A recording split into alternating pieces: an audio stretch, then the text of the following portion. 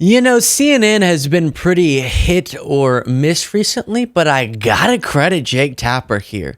A brilliant segment on exposing the absolute dishonest blob that is Trump's argument and lawsuit and dangerous approach to this whole CBS debacle. So what am I talking about? Well, I can't believe I didn't do this, but Jake Tapper went and found a Fox News interview where Fox News edited out a really embarrassing part of it and broadcasted to everyone the edited version where Trump doesn't look as bad. And then we have the full footage. Jake Tapper plays it for everyone to see, proving that Trump's argument that editing an interview, which is just ridiculous, justifies him doing, which is what it's really about, political persecutions of outlets that he doesn't like. That's what this is about. And Jake Tapper, by bringing up this interview, exposes that. Let me play this segment from the beginning where he walks through what it is that the Trump side's arguing, the absurdity of it, the dangerous, the anti-free speech spirit of it, which is that he'll explain the context, but essentially CBS 60 Minutes interview, we've talked about it before, and just like every 60 Minutes interview ever, there's edits because you have to fit it into a nice little spot in between commercials, perfect little beep, beep, beep. And at one point when they broadcasted it like on CBS mornings or a debut of the interview, there was an edit, and then when they had more time, they played more of it. And Trump wants you to believe that means he gets to try to attack CBS. He says they should be off the air. But he benefited from a far more egregious example of editing an interview that actually did change the meaning of what he said, unlike the Kamala Harris edit. If you appreciate the show, please do click the subscribe button.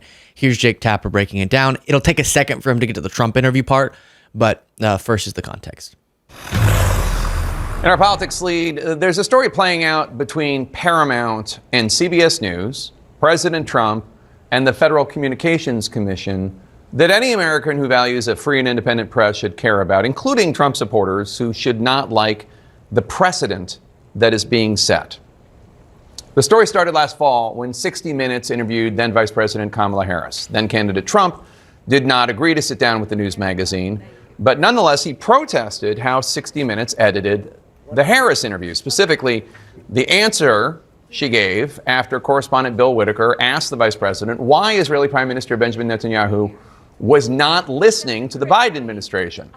Now, in a preview clip that ran on CBS's Face the Nation Sunday morning, Harris was shown answering like this. The work that we have done has resulted in a number of movements in that region by Israel that were very much prompted by or a result of many things, including our advocacy for what needs to happen in the region. But during 60 Minutes airing, Harris gave this answer to the same question. We are not going to stop pursuing what is necessary for the United States to be clear about where we stand on the need for this war to end. Now, CBS News explained the discrepancy by saying they had merely run two different parts from the same longer answer, and that is indeed what the transcript revealed. Now, CBS News did not post the transcript at the time, but they did turn it over to the FCC this week, and the FCC released the transcript to the public yesterday. But that is far from what Donald Trump alleged happened. They took the answer out in its entirety, threw it away, and they put another answer in.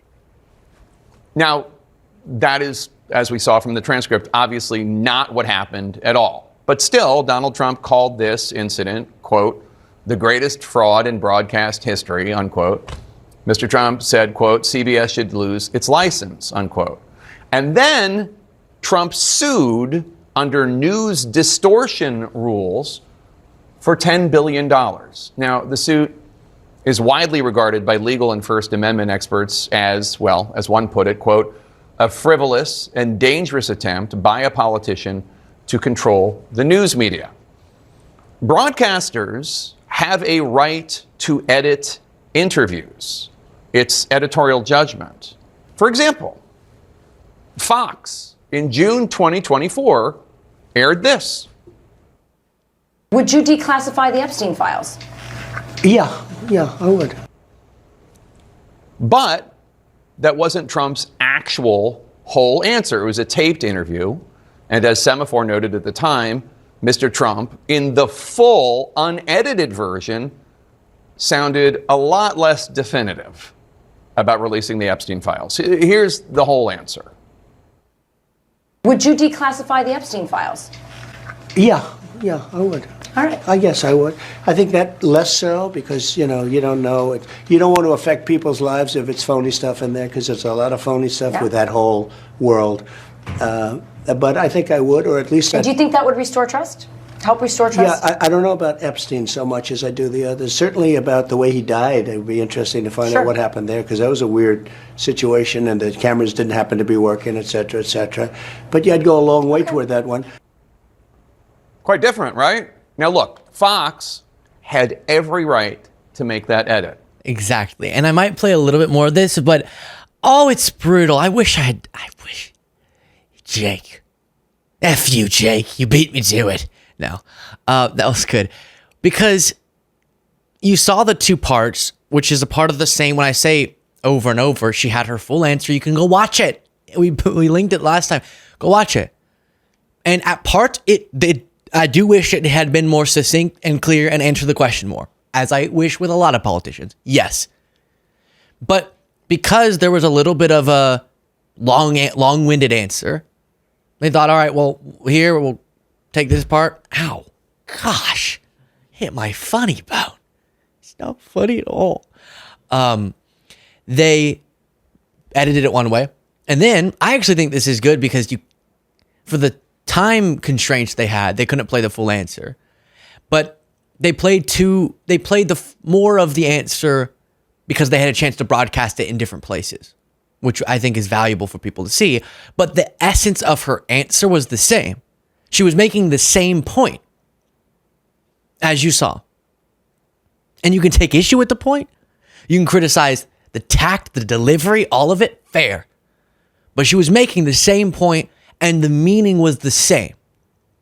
Whereas Trump's meaning was different. And that's where editing gets fishy. Anytime we've done interviews or shows with people, especially if it's going to be oppositional, the promise I give them is we might edit it because sometimes we end up doing a 2-hour interview and that's just, none of you are going to want to watch that.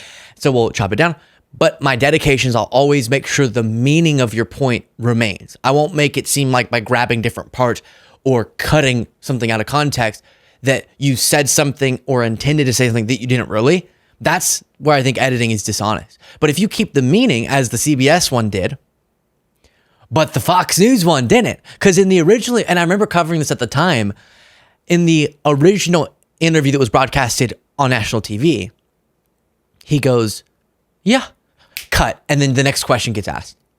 So the American people watching it are thinking, all right, he unequivocally thinks we should release the Epstein files.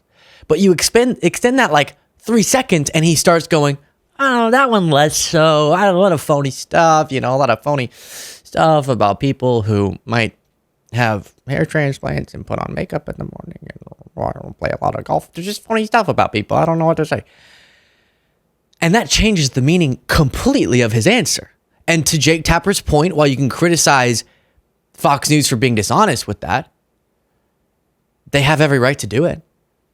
It would be a violation of their free speech rights for the government to come in and say you don't have the ability to choose how you edit your interviews. Unless there was a contractual agreement between Trump and them that they wouldn't edit it, right? Or that he'd have editorial control. Then you would have potential enforcement. But when it is not one of those scenarios, it's absurd and a threat to journalism to come in and say you should pay damages and you should be taken off the air because you exercise your First Amendment right. And I want to repeat again, given that they gave us the opportunity to see more of that answer, because when they broadcasted at one place, they grabbed part and then grabbed the other part so that we could see, even though, not at the same time, the answer, the whole answer. And then whenever you go watch the full thing, the meaning's the same. So given that you could probably find interviews of liberal outlets, if Trump was wanting to go off on this, that it would still be an absolute attack and assault on the First Amendment, but he could make a more compelling argument to his base because there would be more egregious examples of deceptive editing. That's not what this was. This was basic, time constraint edits that any editor would make. So they found the worst example. But he was desperate. And I thought it was just a campaign thing. I really did. I knew he wants to target outlets he doesn't like. But his obsession with this particular issue, I thought it was just a campaign thing to make people doubt if Kamala Harris, is getting assists from the media. But no, he's following through. And I want to remind you of actually what Jake Tapper seems to be getting into here. Now, did that edit make Trump look more decisive, less equivocating? Did it make Trump, therefore, look better? Yep. Was that why Fox did it? I have no idea. Maybe they just had some timing issues. Either way, it's Fox's right to do it, just as it was Fox's right to do it when they had Trump's surprise visit to a Bronx barber shop on air, which they also cut down significantly, and coincidentally or not, flatteringly, Fox had the right to do it. And not just because cable and broadcast networks have different rules. Now, the 60 Minutes editing case would almost certainly fail spectacularly in court, according to legal experts. But Paramount Global, which owns CBS News, is currently trying to merge with Skydance Media. And in order to do that, Paramount will need the approval of the Trump administration, specifically the FCC, which, under its new commissioner, Brendan Carr, has suggested that Trump's news distortion complaint will be considered by the FCC before any merger can be approved. Enter Shari Redstone, the owner of Paramount, who stands to make about $8 billion if this deal goes through. Said one CBS News employee to me about this, quote, "Everyone expects Shari settles with Donald Trump. She is not concerned about her legacy, democracy, or the work we do. It's only about the deal, her pocketbook. The only way she wouldn't settle is if Skydance sent her a smoke signal to hold off. Surely they realize a settlement diminishes the brand and value of 60 Minutes, which they claim to admire and want to own," unquote. For Paramount to settle this suit would be hoisting a white flag of surrender. It would be the network of Edward R. Murrow, at the behest of its owners, saying, "We will not speak truth to power, we will acquiesce to power." This is a bright alarm, red alert, ring the bells, pound the drums, all of it sort of moment. This is a battle for the First Amendment, a metaphorical political battle. And he explained it perfectly there, but just to reiterate, this is what we're seeing. This is what we're seeing when we talk about the oligarchy. This is what we're seeing we're talking about people bending the knee for their own interest to Trump instead of standing up for our democracy. Saying that Trump and then future presidents should be assuming that they can get away with, and the people in positions of power like the owner of Paramount, that they're not going to push back because they just want something good for themselves. So now the precedent that's being set is that the president should go get someone, in this case, FCC commissioner, who can prevent this merger from going through, prevent this Paramount, now I'm blanking on her name, but individual from making a bunch of money. And so she's going to go and get CBS to settle the lawsuit to make it look like Trump is right and he should be vindicated and he should get paid a bunch of money. because he's weaponizing the government. As my earpiece transmitter is falling again. I'm sorry. It's really been giving me a hard time lately. This is a really scary moment for our democracy, for free speech, for the First Amendment. Paramount is openly flirting with the idea of, and seems more likely to go with the idea of, let's profit over protect our democracy. Let's profit over resisting a horrific precedent. And because of the confidence that Trump's FCC chair, or commissioner, I should say, can make this all happen for Trump, they're actually expanding the lawsuit. The Wrap reports Donald Trump doubles CBS damage claim to $20 billion in amended lawsuit because Kamala Harris had nothing, because nothing happened. Nothing happened. Trump's 60 Minutes interview was edited. That Fox News interview was edited. And unlike the Fox News interview and a bunch of other Trump interviews, like the barbershop thing, the meaning was not changed at all in her response. And Trump thinks he should be paid $20 billion for CBS doing nothing other than not being pro-Trump enough. And they're not even the most anti-Trump of the outlets. President Trump has amended his lawsuit against CBS, effectively doubling the damage claim to $20 million for what he says was a deceptive edit. I just wish they would say for what he falsely says was what he delusionally says was a deceptive edit of this interview. It's so annoying where people will go, well, Donald Trump is breaking news. Donald Trump claims that the entire election would have been different, even though he won the election. So I don't understand how the election changing results would mean anything when he actually won. But he's saying that he should be awarded $20 billion for a deceptive edit that made Kamala Harris look better. Kamala Harris disputes this. Next story. No! More performative neutrality. I'm sick of it. I'm sorry that I'm screaming, everybody. Trump sued late last year, saying 60 Minutes favorably arranged the then, we get it.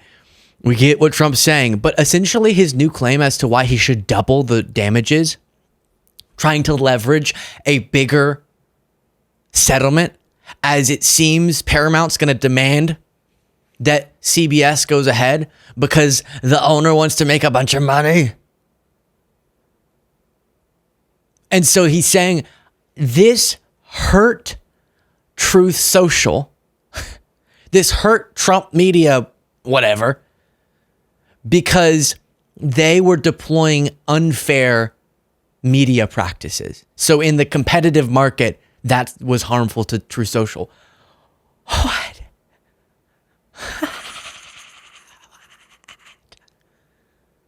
That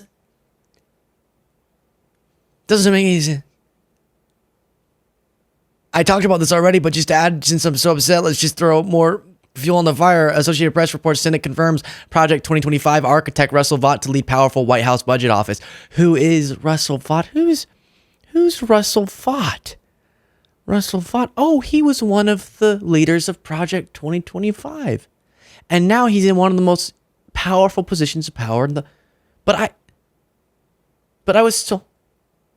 the Orange Man told me that he didn't know Project 20. He wasn't doing Project 2025. It's difficult because sometimes words fail to really deliver to you properly, which is a part of why I'm getting so amped up right now. The moment we're in. The great American experiment, the democratic life of this country. It's all hanging in the balance. And yeah, whatever happens, America, it's still gonna continue. But what will that mean if it's so fundamentally deteriorated by people who have so little respect for what I thought we were supposed to agree on, which is basic American principles? And now you have Trump and his FCC commissioner explicitly saying, yeah, we're going to separately block a merger. Oh, totally unrelated to this, because Trump is a pouty boy and wants to harm outlets that dare to not be loyal to him. Just like he said about ABC, just like he said about MSNBC. And in a moment where these are the stakes, you have people like Sherry Redstone. Where's her patriotism? The Paramount owner. Where's her patriotism? Throw this up on screen. Sherry Redstone. I think more pressure needs to be put on her, by the way, on Sherry Redstone publicly. Please do not do this to our democracy. Saying that media outlets' response to being threatened by Trump and then future presidents will be to capitulate for their own gain. Yeah, that's the whole risk of having people in power who don't respect our democracy. Our institutions are only as powerful or only as stable and democratic and all of those beautiful things if people are willing to maintain that who are operating the institutions. And so this is the risk, which is you can then start leveraging those institutions to make it a financially beneficial decision for people running companies to capitulate to your every interest. And then just if you are out there and you support Trump and you feel like, the liberals, they're going crazy.